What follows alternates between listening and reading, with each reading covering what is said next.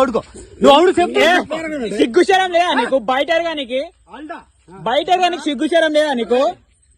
బయట నీకు సిగ్గుశరం చదువుకోలే అక్షరం ముక్కరాదా? నేను చదువుకున్నా కాబట్టి చెప్తాను. నువ్వు వాలంటీర్ సిగ్గులే చెప్పుకోలేక వాలంటీర్ అంటున్నాను. అప్పుడు ఎరిగేటోడేమో నీకెందుకు? ఇప్పుడు ఎరుగుతారా? ఇప్పుడు బాత్రూమ్ కట్టుకోలే, ఇల్లు కట్టుకోలే, మీరు ఇల్లు కట్టుకోలే, బాత్రూమ్ కట్టుకోలే. బిల్డప్లు కాదు, సగం మాట్లాడడం నేర్చుకో ఫస్ట్. వాలంటీర్ అంటున్నాను, వాలంటీర్. చంద్రబాబు గారు కానీ లేకపోతే ఆంధ్రప్రదేశ్ రాష్ట్ర ప్రజల కొరకు చంద్రబాబు గారు చాలా ఎంత పరితపిస్తున్నారంటే నీట్గా ఉండాలి. కలెక్టర్ కూడా ఆదేశాలు ఇవ్వడం జరిగింది. చెత్త వేయొద్దు, మలమూత్ర విసర్జన బహిరంగ ప్రదేశాలు చేయొద్దు అని చెప్పడం జరుగుతుంది. కానీ ఇలాంటి ఎదవలు ఉన్నారు చూసారా, వాళ్ళకి ఏం అర్థం కాదు.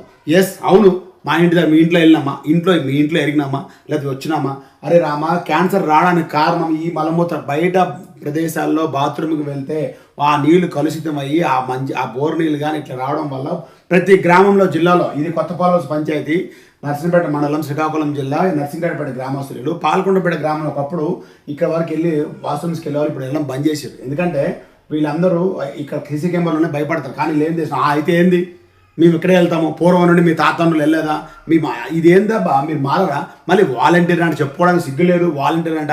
వీళ్ళకి కలెక్టర్ గారు ఇమీడియట్గా స్పందించి వీళ్ళ మీద తగిన చర్యలు తీసుకొని వాళ్ళకి రావాల్సిన, ప్రభుత్వం ద్వారా రావాల్సిన అన్ని ఆఫ్ చేస్తే తప్ప ఇలాంటి వాళ్ళు బహిరంగ ప్రదేశాలు మలమూత్ర విసర్జన చేస్తూనే ఉంటారు.